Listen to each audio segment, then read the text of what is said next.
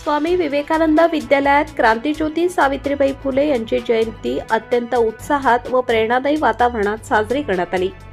या कार्यक्रमाच्या अध्यक्षस्थानी श्री M.R. सोनवणे सर हे होते।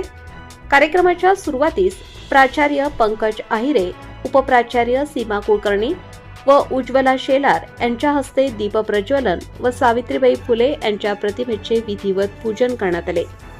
यानंतर सावित्रीबाई फुले यांच्या जीवनकार्यावर आधारित विविध सांस्कृतिक कार्यक्रमांचे आयोजन करण्यात आले। विद्यार्थ्यांनी गीत, नृत्य, कविता व विचारमंच सादरीकरणाच्या माध्यमातून सावित्रीबाईंच्या शिक्षणविषयक कार्याचा गौरव केला। यावेळी छोट्या सावित्रीने सादर केलेले प्रभावी भाषण सर्वांच्या मनाला स्पर्श करून गेले। कार्यक्रमाचे सूत्रसंचालन कामिनी वाघ व ट्विंकल वाळेचा यांनी अतिशय प्रभावीपणे केले। योगिता शेलार यांनी कार्यक्रमाची सविस्तर प्रस्तावना मांडून सावित्रीबाई फुले यांच्या कार्याचा आढावा घेतला, तर रोशना पाटील यांनी उपस्थितांचे आभार मानले।